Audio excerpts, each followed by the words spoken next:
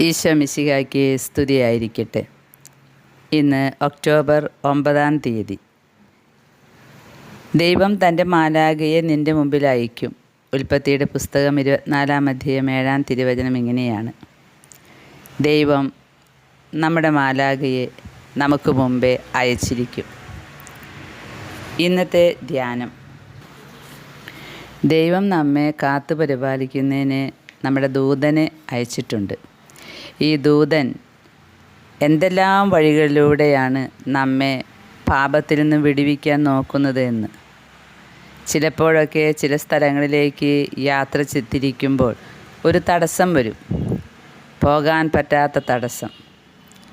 അതുപോലെ പോകണ്ടാത്ത സ്ഥലങ്ങളിൽ പോകണ്ട എന്നും ഇത് ചെയ്യരുത് എന്നുമൊക്കെ പലതരത്തിൽ നമുക്ക് മുന്നറിയിപ്പ് തരാറുണ്ട്. പക്ഷേ നമ്മളതൊന്നും ഗണിക്കാറില്ല എന്ന് മാത്രം.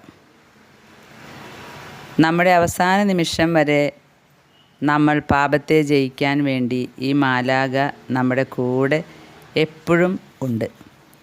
ഈ പരിശുദ്ധാരൂപിയെ പരിശുദ്ധമായ ഈ അരൂപിയെ, കാണാൻ പറ്റാത്ത ഈ അരൂപിയെ നമ്മൾ എപ്പോഴും ചിന്തയിൽ കൊണ്ടുവരണം. അങ്ങനെയാണെങ്കിൽ അവൻ നയിക്കുന്നത് നമുക്ക് മനസ്സിലാക്കാൻ പറ്റും. ദൃഷ്ടാന്തം. സ്ത്രീ ചെന്ന ഇടവകയിൽ കാവൽ മാലാഖയുടെ നേരെ വളരെ ഭക്തിയുള്ള ഒരു ബാലവിദ്യാർത്ഥി ഉണ്ടായിരുന്നു. അവൻ തൻ്റെ കാവൽ ദൂതൻ്റെ നേർക്കുള്ള സ്നേഹത്തെക്കുറിച്ച് വളരെ അടക്കമൊതുക്കമുള്ളതും നിർമ്മലവുമായ ഒരു ജീവിതം കഴിച്ചു വന്നിരുന്നു. ഇവൻ ഒരു ദിവസം എങ്ങനെയോ ചില സഖികളോടൊന്നിച്ചൊരു വഴിക്ക് പോകുന്നതിനിടയായി. അവരുടെ കൂട്ടത്തിൽ ഈ നല്ല ബാലൻ എറിയന്മാരുടെ കൂട്ടത്തിൽ അകപ്പെട്ട മാടപ്രാവിനെ പോലെ ആയിരുന്നു. ആ കൂട്ടുകാർ അവനെ ദുഷ്കീർത്തിയുള്ള ഒരു വീട്ടിലേക്ക് കൂട്ടിക്കൊണ്ടുപോയി. അതുവരെയും ദൈവകൃപയാലും തൻ്റെ കാവൽദൂതൻ്റെ സഹായം കൊണ്ടും അവൻ കറകൂടാതെ കാത്തു സൂക്ഷിച്ചു വന്നിരുന്ന കുറ്റമില്ലായ്മ എന്ന വിലയേറിയ രത്നത്തെ നശിപ്പിക്കാൻ തക്ക സ്ഥിതിയിലാക്കി. അപ്പോൾ രാവായി പോയതിനാൽ ആ നല്ല ബാലന് പരിശുദ്ധമായൊരു ഭയമുണ്ടായി. തൽക്ഷണം ആ മോശമായ കൂട്ടുകാരെ വിട്ടും വെച്ച് സ്വന്തം വീട്ടിലേക്ക് പിന്തിരിഞ്ഞു. വഴിമധ്യേ തൻ്റെ വിലയേറിയ നിക്ഷേപമായ ശുദ്ധത എന്ന പുണ്യത്തെ നഷ്ടമാക്കുന്നതിനുള്ള അപകടത്തിൽ നിന്നും രക്ഷപ്പെട്ടതിനെപ്പറ്റി ചിന്തിച്ചുകൊണ്ട് പോരുകയായിരുന്നു. അപ്പോൾ വിസ്മയകരമായ സൗന്ദര്യത്തോടും പ്രഭയോടും കൂടിയ ഒരു ബാലൻ അവനെതിരെ വന്ന് മഹാകോപഭാവത്തോടും ശക്തിയോടും കൂടെ ദുഷ്ടന്മാരായ സഖികളിൽ നിന്നും ഓടിയൊളിപ്പാൻ ഇപ്പോഴെങ്കിലും പഠിച്ചുകൊള്ളുക എന്ന് പറഞ്ഞുകൊണ്ട് അവൻ്റെ കന്നത്തിൽ ഒരു അടി കൊടുത്ത ശേഷം തൽക്ഷണം മറഞ്ഞുപോയി. അടി കൊണ്ട് നിലത്ത് വീണ ബാലൻ പരിഭ്രമത്തോടെ എഴുന്നേറ്റു. തന്നെ ഇത്ര കഠിനമായി ശിക്ഷിച്ചത് തൻ്റെ സ്നേഹമേറിയ കാവൽ മാലാഖ അല്ലാതെ മറ്റാരുമല്ലെന്ന് ഗ്രഹിച്ചു. തന്നെ ഇങ്ങനെ ശാസിച്ചതിനെക്കുറിച്ചും പ്രത്യേകം കർത്താവിനെ ഘനമായ വിധത്തിൽ ഉപദ്രവിപ്പാനുള്ള ആ ഭയങ്കര അപകടത്തിൽ നിന്നും ഇത്ര ദയയോടെ കാത്ത് സൂക്ഷിച്ചതിനെക്കുറിച്ചും അങ്ങേക്ക് സ്തോത്രം ചെയ്യുകയും മേലാൽ ഏറ്റവും സൂക്ഷ്മത്തോടെ ജീവിച്ചു കൊള്ളാമെന്ന് പ്രതിജ്ഞ ചെയ്യുകയും ചെയ്തു. മാലാഖ തൻ്റെ ആശ്രിതന് വിശേഷാൽ ഒരു മനോഗുണം കൂടെ ചെയ്തു.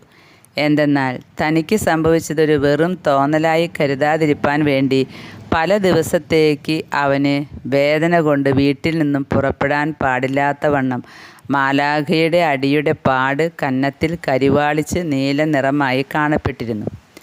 അപ്പോഴോ പ്രിയ സഹോദര, മാലാഖയുടെ ശിക്ഷയ്ക്കും ശാസനയ്ക്കും കാരണം കൊടുക്കാതിരിപ്പാൻ തക്കവണ്ണം ദുർമാർഗങ്ങളിൽ നിന്ന് ഒഴിഞ്ഞു മാറി സുഹൃത ജീവിതം കഴിപ്പാൻ കഴിയുന്നതും ശ്രമിച്ചുകൊള്ളുക. ഇന്നത്തെ ജപം. എൻ്റെ ഏറ്റവും വിശ്വസ്തനായ പരിശുദ്ധ മാലാഖയെ, ഇത്ര ബലഹീനനും പാവപ്പെട്ടവനുമായ അടിയനെ സഹായിക്കുന്നതിന് അങ്ങേക്ക് ദയ തോന്നിയതിനെക്കുറിച്ച് എൻ്റെ ഹൃദയമൊക്കെയോടും കൂടെ അങ്ങയെ വാഴ്ത്തി സ്തുതിക്കുകയും അങ്ങേക്ക് സ്തോത്രം ചെയ്യുകയും ചെയ്യുന്നു. അങ്ങന്ന് എൻ്റെ സഹായത്തിന് വന്നില്ലായിരുന്നുവെങ്കിൽ ആ വലിയ ആപത്തുകളിൽ നിന്നും വീഴ്ചകളിൽ നിന്നും ആരെന്നെ രക്ഷിക്കുമായിരുന്നു? എൻ്റെ വിശുദ്ധ മാലാഖയെ, എൻ്റെ പേരിലുള്ള അങ്ങേ ആദരവും സഹായവും നിർത്തരുതേ. മേലിലും എനിക്ക് തുണയായിരിക്കണമേ. എൻ്റെ നിർഭാഗ്യത്തെയും ബലക്ഷയത്തെയും അങ്ങന്ന് ദയയായി നീക്കണമേ.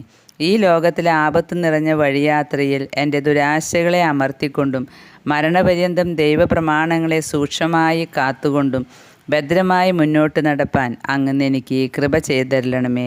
ആമേൻ. 3 സ്വർഗസ്ഥനായ പിതാവേ, 3 നന്മ നിറഞ്ഞ മറിയമേ, 3 തൃത്വസ്തുതി ചൊല്ലാം. ഇന്നത്തെ സുഹൃതജപം. കർത്താവിൻ്റെ മാലാഖയെ എൻ്റെ ഹൃദയത്തെ എല്ലാ കറകളിൽ നിന്നും ശുദ്ധീകരിച്ചു കൊള്ളണമേ. ഇന്നത്തെ സൽക്രിയ. പാപത്തിൽ വീഴാതെ നിന്നെ കാത്തുകൊള്ളുന്നതിന് കാലത്തും വൈകിട്ടും കാവൽ മാലാഖയോട് ഒരു നന്മ നിറഞ്ഞ മറിയം ചൊല്ലി അപേക്ഷിക്കാം. പ്രിയ കൂട്ടുകാരെ, നമുക്കിതെല്ലാം ഓർത്തു വയ്ക്കാം. മാലാഖയുടെ അടി കിട്ടുകയാണ് പാപത്തിൽ നിന്ന് വീഴുന്നതിനേക്കാൾ നല്ലത്. അതുകൊണ്ട് നമുക്ക് മാലാഖയോട് പറയാം, എപ്പോഴും ഞങ്ങളെ ശാസിക്കണമേ. പാപത്തിൽ വീഴാൻ തുടങ്ങുമ്പോൾ ഞങ്ങൾക്കും നല്ല അടി തന്ന് ഞങ്ങളെ അതിൽ നിന്നും പിന്തിരിപ്പിക്കണമേ എന്ന്. നമ്മുടെ കാവൽ മാലാഖയെ നമുക്ക് സ്തുതിക്കാം, നന്ദി പറയാം. മാലാഖ എപ്പോഴും നമ്മുടെ കൂടെ ഉണ്ടായിരിക്കട്ടെ എന്ന് പ്രാർത്ഥിച്ചുകൊണ്ട് ആമേൻ.